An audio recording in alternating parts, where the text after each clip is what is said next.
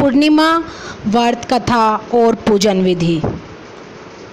हिंदू मान्यता अनुसार पूर्णिमा तिथि चंद्रमा को सबसे प्रिय होती है। पूर्णिमा के दिन चंद्रमा अपने पूर्ण आकार में होता है। पूर्णिमा के दिन पूजा पाठ करना और दान देना बेहद शुभ माना जाता है। बैसाख, कार्तिक और माघ की पूर्णिमा को तीर्थ स्थान और दान पुण्य दोनों के लिए सबसे अच्छा माना जाता है। इस दिन पितृ लोक का तर्पण करना शुभ माना गया है।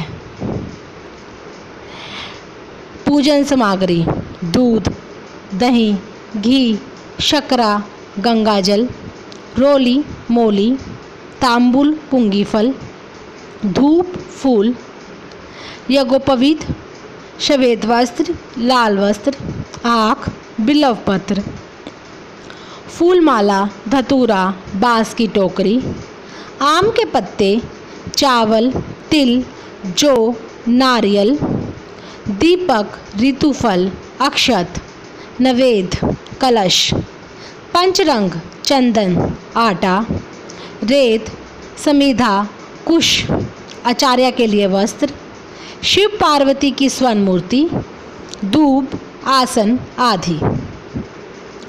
पूर्णिमा व्रत विधि: भविष्य पुराण के अनुसार पूर्णिमा के दिन तीर्थ स्थान पर स्नान करना चाहिए।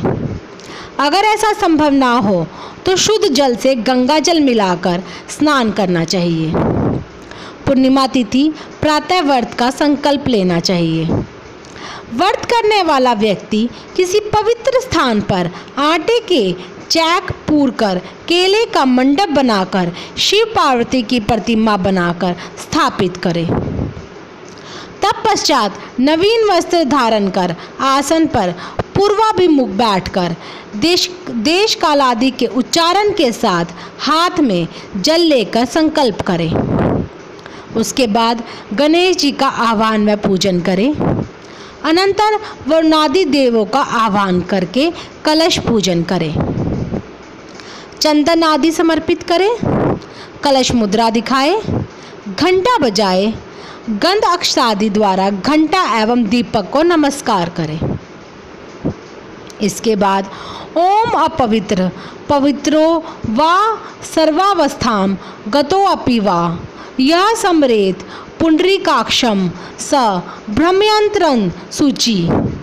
इस मंत्र द्वारा पूजन सामग्री एवं अपने ऊपर जल छिड़के इंद्र आदि अष्ट लोकपालों का आह्वान एवं पूजन करें।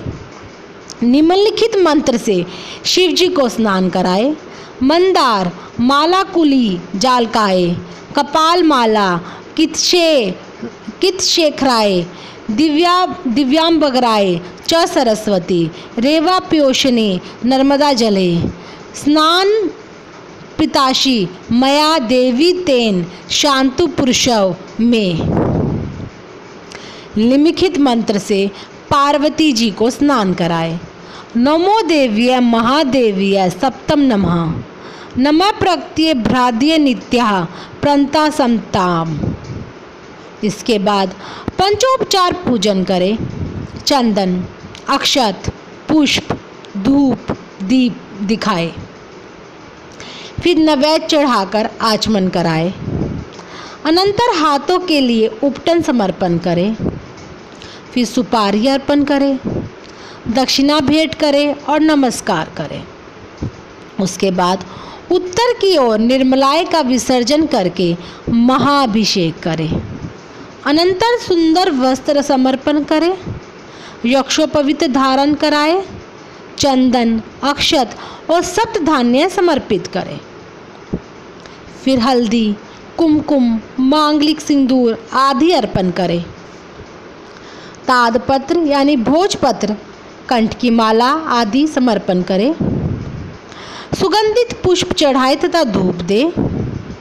दीप दिखाकर नैवेद्य समर्पित करें। फिर हाथ मुख धुलाने के लिए जल छोड़े। चंदन अर्पित करें। नारियल तथा ऋतुफल चढ़ाए। तांबुल, सुपारी और दक्षिणा द्रव्य चढ़ाए। कपूर की आरती करें और पुष्पांजलि दें। इसके बाद पूरे विधि विधान से चंद्रमा की पूजा करनी चाहिए। चंद्रमा की पूजा करते समय व्यक्ति को इस विशेष मंत्र का उच्चारण करना चाहिए। वनस बांधव विभो शीतांशो स्वच्छित न कुरु गगन आनवन माणिक्य चंद्र दाक्षायणी यपते। सब प्रकार के पूजन करके कथा श्रवण करें। इसके बाद रात्रि में मौन रहकर खाना खाना चाहिए। प्रत्येक मास की पूर्णिमा को इसी प्रकार पूजा करनी चाहिए। इससे व्यक्ति को सभी सुखों की प्राप्ति होती है। पूर्णिमा व्रत कथा। द्वापर युग में एक समय की बात है कि यशोदा जी ने कृष्ण से कहा, हे कृष्ण, तुम सारे संसार के उत्पन्नकर्ता, पोषक तथा उसके संहार करता हो। आज कोई ऐसा व्रत मुझसे कहो जिसके करने से मृत्यु लोक में स्त्रियों को विधवा होने का भय न रहे तथा यह व्रत सभी मनुष्यों की मनोकामनाएं पूर्ण करने वाला हो। श्री कृष्ण कहने लगे, हे माता, तुमने अति सुंदर प्रश्न किया है। मैं तुमसे ऐसे ही व्रत को विस्तार पूर्वक कहता हूँ। सौभाग्य की प्राप्ति के लिए स्त्रियों को 32 पूर्णमासियों का व्रत करना चाहिए। इस व्रत के करने से स्त्रियों को सौभाग्य संपत्ति मिलती है। यह व्रत अचल सौभाग्य देने वाला एवं भगवान शिव के प्रति मनुष्य मात्र की भक्ति को बढ़ाने वाला है। यशोदा जी कहने लगी, हे कृष्ण, सर्वप्रथम इस व्रत को मनुष्य लोक में किसने किया था? इसके विषय में विस्तार पूर्वक मुझसे कहो। श्री कृष्ण जी कहने लगे कि इस भूमंडल पर एक अत्यंत प्रसिद्ध राजा चंद्रहास से पालित अनेक प्रकार के रत्नों से परिपूर्ण कातिका नाम की एक नगरी थी। वहाँ पर धनेश्वर नाम का एक ब्राह्मण था और इसकी स्त्री अति सुशीला रूपवती थी। दोनों ही उस नगरी में बड़े प्रेम के साथ रहते थे। घर में धन धान्य आदि की कमी नहीं थी। उनको एक बड़ा दुख था कि उनके कोई संतान नहीं थी। इस दुख से वह अत्यंत दुखी रहते थे। एक समय एक बड़ा तपस्वी योगी उस नगरी में आया। वह योगी उस ब्राह्मण के घर को छोड़कर अन्य सब घरों से भिक्षा लाकर भोजन किया करता था। रूपवती से वह भिक्षा नहीं लिया करता था। उस योगी ने एक दिन रूपवती से भिक्षा न लेकर किसी अन्य घर से भिक्षा लेकर गंगा किनारे जाकर भिक्षान्न को प्रेम पूर्वक खा रहा था कि धनेश्वर ने योगी का यह सब कार्य किस प्रकार से देख लिया। अपनी भिक्षा के अनादर से दुखी होकर धनेश्वर योगी से बोला, महात्मन, आप सब घरों से भिक्षा लेते हैं परंतु मेरे घर की भिक्षा कभी भी नहीं लेते। इसका कारण क्या है? योगी ने कहा, निसंतान के घर की भीख पतितों के अन्न के तुल्य होती है और जो पतितों का अन्न खाता है वह भी पतित हो जाता है। चूंकि तुम निसंतान हो अतः पतित हो जाने के भय से मैं तुम्हारे घर की भिक्षा नहीं लेता। धनेश्वर यह बात सुनकर अपने मन में बहुत दुखी हुआ और हाथ जोड़कर योगी के पैरों पर गिर पड़ा तथा आर्द्र भाव से कहने लगा, हे महाराज, यदि ऐसा है तो आप मुझको पुत्र प्राप्ति का उपाय बताएं। आप सर्वज्ञ हैं, मुझ पर अवश्य ही यह कृपा कीजिए। धन की मेरे घर में कोई कमी नहीं है परंतु मैं पुत्र न होने के कारण अत्यंत दुखी हूँ। आप मेरे इस दुख का हरण करें, आप सामर्थ्यवान हैं। यह सुनकर योगी कहने लगा, हे ब्राह्मण, तुम चंडी की आराधना करो। घर आकर उसने अपने वस्त स्त्री से सब वृत्तांत कहा और स्वयं तप के लिए निमित्त वन में चला गया। वन में जाकर उसने चंडी की उपासना की और उपवास किया। चंडी ने 16वें दिन उसको स्वप्न में दर्शन दिया और कहा, हे धनेश्वर, जा तेरा पुत्र होगा परंतु वह 16 वर्ष की आयु में ही मृत्यु को प्राप्त हो जाएगा। यदि तुम दोनों स्त्री पुरुष 32 पूर्णमासियों का व्रत विधि पूर्वक करोगे तो वह दीर्घायु होगा। जितनी तुम्हारी सामर्थ्य हो आटे के दिए बनाकर शिव जी का पूजन करना। परंतु पूर्णमासी को 32 दिए जाने चाहिए। प्रातःकाल होने पर इस स्थान के समीप ही तुम्हें एक आम का वृक्ष दिखाई देगा। उस पर तुम चढ़कर एक फल तोड़कर शीघ्र अपने घर चले जाना। अपनी स्त्री से सब वृत्तांत कहना।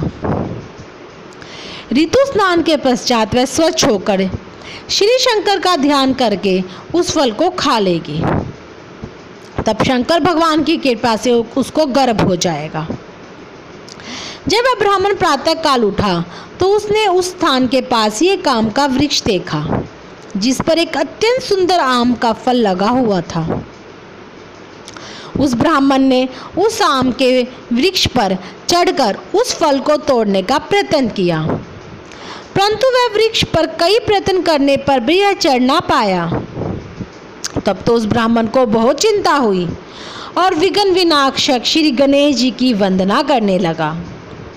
हे दयानिधे, अपने भक्तों के विघ्नों का नाश करके उनके मंगल कार्य को करने वाले, दुष्टों का नाश करने वाले, रिद्धि सिद्धि देने वाले, आप मुझ पर कृपा करके इतना बल दे कि मैं अपने मनोरथ को पूर्ण कर सकूं।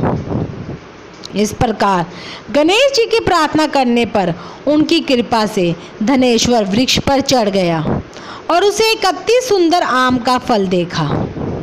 उसने विचार किया कि जो वरदान से फल मिला था वह यह है और कोई फल दिखाई नहीं देता।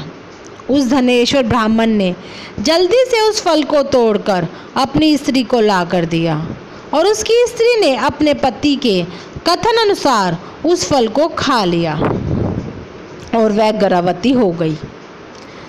देवी जी की असीम कृपा से उसे एक अत्यंत सुंदर पुत्र उत्पन्न हुआ जिसका नाम उन्होंने देवी दास रखा। माता पिता के हर्ष और शोक के साथ वह बालक शुक्ल पक्ष के चंद्रमा की भांति अपने पिता के घर में बढ़ने लगा। भवानी की कृपा से वह बालक बहुत ही सुंदर, सुशील, विद्या पढ़ने में बहुत ही निपुण हो गया। दुर्गा जी की आज्ञा अनुसार उसकी माता ने 32 पूर्णमासी का व्रत रखना प्रारंभ कर दिया जिससे उसका पुत्र बड़ी आयु वाला हो जाए। 16वां वर्ष लगते ही देवी दास के माता पिता को बड़ी चिंता हो गई कि कहीं उनके पुत्र की इस वर्ष मृत्यु न हो जाए। इसलिए उन्होंने अपने मन में विचार किया कि यदि यह दुर्घटना उनके सामने हो गई तो वे कैसे सहन कर सकेंगे। अस्तु, उन्होंने देवीदास के मामा को बुलाया और कहा कि हमारी इच्छा है कि देवीदास 1 वर्ष तक काशी में जाकर विद्या अध्ययन करे और उसको अकेला भी नहीं छोड़ना चाहिए। इसलिए साथ में तुम चले जाओ और 1 वर्ष के पश्चात इसको वापस लौट लाना। सब प्रबंध करके उसके माता पिता ने काशी जाने के लिए देवीदास को एक घोड़े पे बैठाकर उसके मामा को उसके साथ कर दिया, किंतु यह बात उसके मामा या किसी और से नहीं कही। धनेश्वर ने पत्नी के साथ अपने पुत्र की मंगल कामना तथा दीर्घायु के लिए भगवती दुर्गा की आराधना और पूर्णमासियों का व्रत करना आरंभ कर दिया। इस प्रकार बराबर 32 पूर्णमासियों का व्रत पूरा किया। कुछ समय पश्चात एक दिन वह दोनों मामा और भांजा मार्ग में रात्रि बिताने के लिए किसी ग्राम में ठहरे हुए थे। उस दिन उस गांव में एक ब्राह्मण की अत्यंत सुंदरी, सुशीला, विदुषी और गुणवती कन्या का विवाह होने वाला था। जिस धर्मशाला के अंदर वर और उसकी बारात ठहरी हुई थी उसी धर्मशाला में देवीदास और उसके मामा भी ठहरे हुए थे। संयोगवश कन्या को तेल आड़ी चढ़ाकर मंडप आदि का कृत्य किया गया तो लगन के समय वर को धनुव्रात हो गया। अस्तु, वर के पिता ने अपने कुटुंबियों से परामर्श करके निश्चय किया कि वह देवीदास मेरे पुत्र जैसा ही सुंदर है, मैं इसके साथ ही लगन करा दूं और बाद में विवाह के अन्य कार्य मेरे लड़के के साथ हो जाएंगे। ऐसा सोचकर देवीदास के मामा से जाकर बोला कि तुम थोड़ी देर के लिए अपने भांजे को हमें दे दो, जिससे विवाह के लगन का सब कृत्य सुचारू रूप से हो सके। तब उसका मामा कहने लगा कि जो कुछ भी मधुपाक आदि कन्यादान के समय वर को मिले वह सब हमें दे दिया जाए, तो मेरा भांजा इस बारात का दूल्हा बन जाएगा। यह बात वर के पिता ने स्वीकार कर लेने पर उसने अपना भांजा वर बनने को भेज दिया और उसके साथ सब विवाह कार्य रात्रि में विधि पूर्वक संपन्न हो गया। पत्नी के साथ वह भोजन न कर सका और अपने मन में सोचने लगा कि न जाने यह किसी स्त्री होगी। वह एकांत में इसी बात से गर्म निवास छोड़ने वाला था तथा उसकी आंखों में आंसू भी आ गए। तब वधू ने पूछा, क्या बात है, आप इतने उदासीन व दुखी क्यों हो रहे हैं? तब उसने सब बातें जो वर के पिता व उसके मामा में हुई थी उसको बतला दी। तब कन्या कहने लगी कि वह ब्रह्म विवाह के विपरीत कैसे हो सकता है। देव, ब्राह्मण और अग्नि के सामने मैंने आपको ही अपना पति बनाया है, इसलिए आप ही मेरे पति हैं। मैं आपकी ही पत्नी रहूंगी, किसी अन्य की कदापि नहीं। तभी देवी दास ने कहा, ऐसा मत करिए, क्योंकि मेरी आयु बहुत थोड़ी है। मेरे पश्चात आपकी क्या गति होगी, इन बातों को अच्छी तरह विचार लो। परंतु वह दृढ़ विचार वाली थी, बोली कि जो आपकी गति होगी वही मेरी गति होगी। हे स्वामी, आप उठिए और भोजन करिए, आप निश्चय ही भूखे होंगे। इसके बाद देवी दास और पत्नी दोनों ने भोजन किया तथा शेष रात्रि वे सोते रहे। प्रातःकाल देवी दास ने अपनी पत्नी को 3 नगों से जड़ी हुई एक अंगूठी दी, एक रुमाल दिया और बोला, हे प्रिय, इसे लो और संकेत समझकर स्थिर चित हो जाओ। मेरा मरण और जीवन जानने के लिए एक पुष्प वाटिका बना लो, उसमें सुगंधित वाली एक नव मालिका लगा दो, उसको प्रतिदिन जल से सींचा करो, आनंद के साथ खेलो कूदो, उत्सव मनाओ। जिस समय और जिस दिन मेरा प्राणांत होगा ये फूल सूख जाएगा, और जब ये फिर हरे हो जाए तो जान लेना कि मैं जीवित हूँ। यह बात निश्चय करके समझ लेना, इसमें कोई संशय नहीं है। यह समझाकर वह चला गया। प्रातःकाल होते ही वहाँ पर गाजे बाजे बजने लगे। जिस समय विवाह के कार्य समाप्त करने के लिए वर तथा सब बाराती मंडप में आए तो कन्या ने वर को भली प्रकार से देखकर अपने पिता से कहा कि यह मेरा पति नहीं है। मेरा पति वही है जिसके साथ रात्रि में मेरा पानी ग्रहण हुआ था। इसके साथ मेरा विवाह नहीं हुआ है। यदि यह वही है तो बताइए कि मैंने इसको क्या दिया। मधुपार्क और कन्यादान के समय जो मैंने भूषणादि दिए थे उन्हें दिखाएं तथा रात में मैंने क्या गुप्त बातें कही थी वह सब सुनाएं। पिता ने उसके कथनानुसार वर को बुलाया। कन्या की यह सब बातें सुनकर वह कहने लगा कि मैं कुछ नहीं जानता। इससे पश्चात लज्जित होकर वह अपना मुख लेकर चला गया और सारी बारात भी अपमानित होकर वहां से लौट गई। भगवान श्री कृष्ण बोले, हे माता, इस प्रकार देवीदास काशी विद्याध्ययन के लिए चला गया।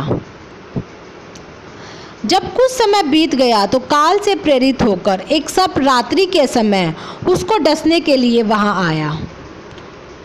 उस विषधर के प्रभाव से उसने शयन का स्थान चारों ओर से विष की ज्वाला से विषैला हो गया, परंतु वर्तराज के प्रभाव से उसको काटने न पाया, क्योंकि पहले ही उसकी माता ने 32 पूर्णिमा का व्रत कर रखा था। इसके बाद मध्याह्न के समय स्वयं काल वहां पर आया और उसके शरीर से उसको प्राणों को निकालने का प्रयत्न करने लगा, जिससे वह मुड़ होकर पृथ्वी पर गिर पड़ा। भगवान की कृपा से उसी समय पार्वती जी के साथ शंकर जी वहां पर आ गए। उसको मूर्छित दशा में देखकर पार्वती जी ने भगवान शंकर से कहा कि हे महाराज, इस बालक की माता ने पहले ही 32 पूर्णिमा का व्रत कर लिया था, जिसके प्रभाव से हे भगवान आप इसको प्राण दान दें। भवानी के कहने पर भगवतलस भगवान श्री शिव जी ने उसको प्राण दान दे दिए। इस व्रत के प्रभाव से काल को भी पीछे हटना पड़ा और देवीदास स्वस्थ बैठ गया। उधर उसकी स्त्री उसके काल की प्रतीक्षा किया करती थी। जब उसने देखा कि उस पुष्प वाटिका में पत्र पुष्प कुछ भी नहीं हो रहे तो उसको अत्यंत आश्चर्य हुआ, और जब वह वैसे ही हरी भरी हो गई तो वह जान गई कि वह जीवित हो गए। यह देखकर वह बहुत प्रसन्न मन से अपने पिता से कहने लगी कि हे पिताजी, मेरे पति जीवित हैं, आप उनको ढूंढिए। जब 16वां वर्ष व्यतीत हो गया तो देवीदास भी अपने मामा के साथ काशी से चल दिया। उधर उसे ससुर उसको ढूंढने के लिए उसके घर से जाने ही वाले थे कि वह दोनों मामा भांजे वहां पर आ गए। उसको आया देखकर उसका ससुर बड़ी प्रसन्नता के साथ अपने घर ले आया। उस समय नगर के निवासी भी वहां इकट्ठा हो गए और सबने निश्चय किया कि अवश्य ही इसी बालक के साथ इस कन्या का विवाह हुआ था। उस बालक को जब कन्या ने देखा तो पहचान लिया और कहा कि यही तो वही है जो संकेत करके गया था। तदुपरांत सभी कहने लगे कि भला हुआ जो यह आ गया, और सब नगरवासियों ने आनंद मनाया। कुछ दिन बाद देवीदास अपने पति और मामा के साथ अपने ससुर के घर से बहुत सा उपहार आदि लेकर अपने घर के लिए प्रस्थान किया। जब वह अपने गांव के निकट आ गया तो कई लोगों ने उसको देखकर उसके माता पिता को पहले ही जाकर खबर दे दी कि तुम्हारा पुत्र देवीदास अपनी पत्नी और मामा के सहित आ रहा है। ऐसा समाचार सुनकर पहले तो उन्हें विश्वास ही नहीं हुआ, किंतु जब और लोगों ने भी आकर उनकी बात का समर्थन किया तो उनको बड़ा आश्चर्य हुआ। लेकिन थोड़ी देर में देवीदास ने आकर अपने माता पिता के चरणों में अपना सिर रखकर प्रणाम किया, और उसकी पत्नी ने अपने सास ससुर के चरणों को स्पर्श किया तो माता पिता ने अपने पुत्र और पुत्रवधू को अपने हृदय से लगा लिया और दोनों की आंखों में प्रेम आंसू बह चले। अपने पुत्र और पुत्रवधू के आने की खुशी में धनवेश्वर बड़ा भारी उत्सव किया और ब्राह्मणों को भी बहुत सा दान दक्षिणा देकर प्रसन्न किया। श्री कृष्ण जी कहने लगे, इस प्रकार धनेश्वर 32 पुण्यवासियों के व्रत के प्रभाव से पुत्रवान हो गया। जो भी स्त्रियां इस व्रत को करती है वे जन्म जन्मांतर में वैधव्य का दुख नहीं भोगती और सदैव सौभाग्यवती रहती है। यह मेरा वचन है, इसमें कोई संदेह नहीं मानना। यह व्रत पुत्र पौत्रों को देने वाला, समस्त मनोकामनाओं को पूर्ण करने वाला है। 32 पुण्यवासियों के व्रत करने से व्रती की सब इच्छाएं भगवान शिव जी की कृपा से पूर्ण हो जाती है।